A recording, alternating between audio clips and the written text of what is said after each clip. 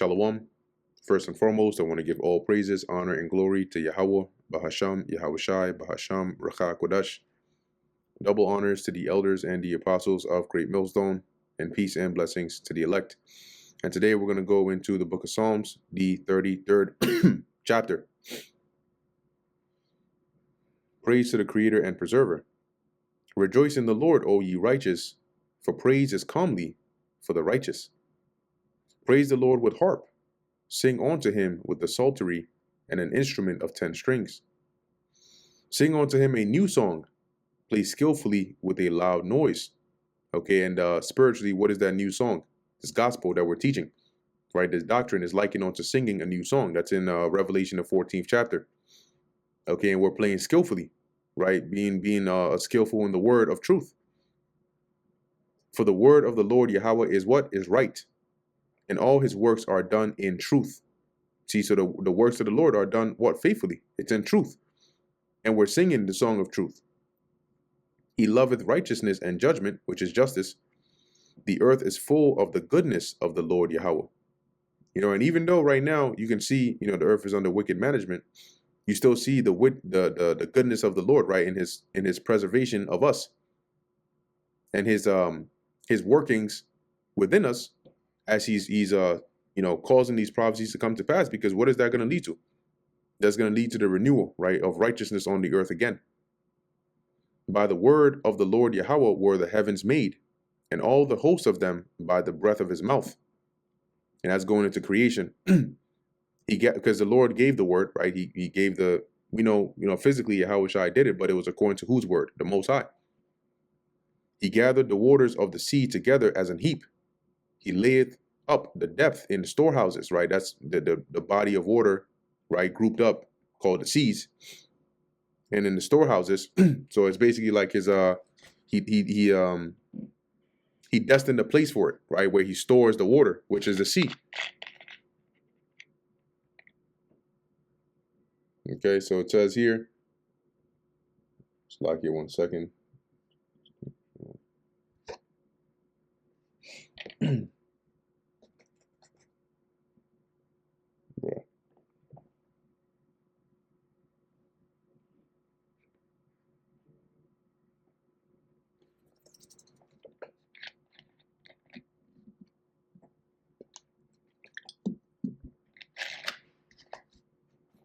Right, verse 8.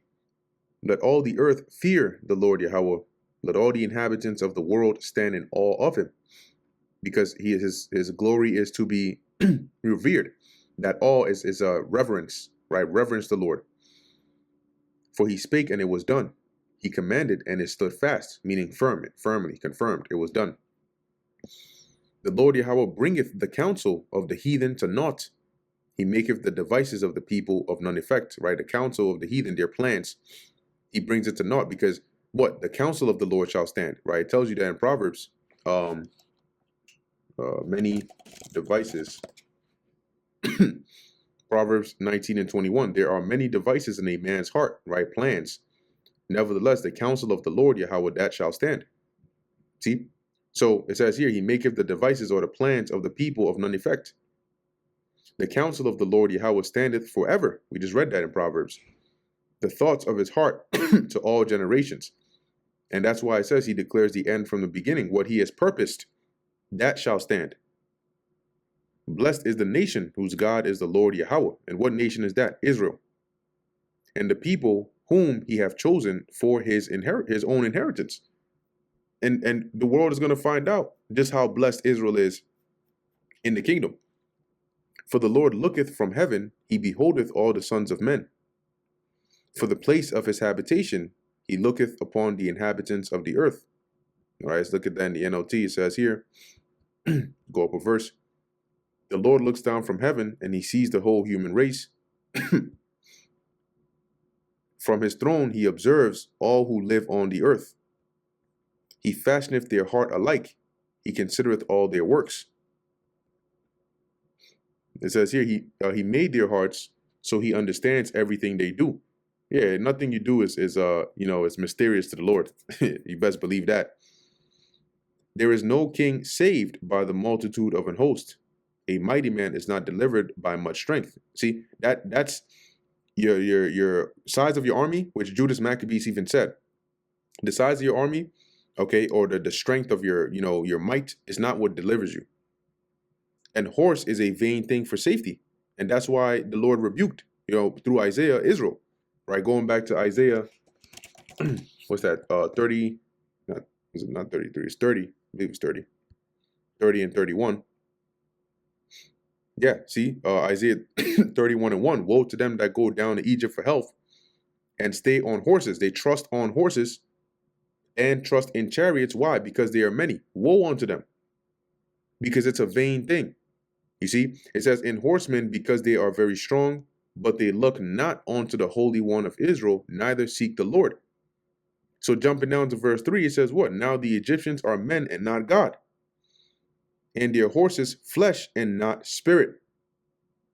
When the Lord shall stretch out his hand, both he that helpeth shall fall, and he that is hoping shall fall down, and they all shall fail together. So going back to Psalm 33, as it says, a horse is a vain thing for safety. If you're going to put your trust in it, yeah, horses are powerful. Yeah, they're used for war. But if you're thinking your horse is what's going to deliver you, look at my horse, then that's a vain thing. Right? It says, neither shall he deliver any by his great strength.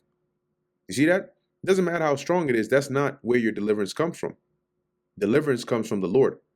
Behold, the eye of the Lord Yahweh is upon them that fear him, as in he watches over them, upon them that hope in his mercy, to deliver their soul from death and to keep them alive in famine.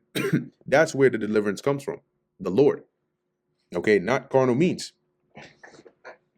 And it also says that in Job, right? In famine he shall redeem thee from death. It says, our soul waiteth for the Lord Yahweh. He is our help and our shield. And the Lord is our shield, right? And that's why I mentioned those that hope in his mercy. He's a shield and a buckler to those that trust in him. Not everybody. Because you have people that are quick to go and trust in, the multitude of an host, the size of their army and all of that. But that's all vain. For our heart shall rejoice in him, because we have trusted in his holy name. Let thy mercy, O Yahweh, be upon us, according as we hope in thee. You see, and that's what we hope for, right? That the Lord's mercy is upon us as we hope for. That he delivers us in our time of affliction, in our time of hardships, when we call upon him. And he will. Okay? He will. And that brings us to the end of the book of Psalms, the 33rd chapter. Lord willing, that was edifying to the elect. In closing, I want to give all praises, honor, and glory to Yahweh, Bahasham Yahweh Shai, Bahasham Racha Kodash. And until next time, Shalom.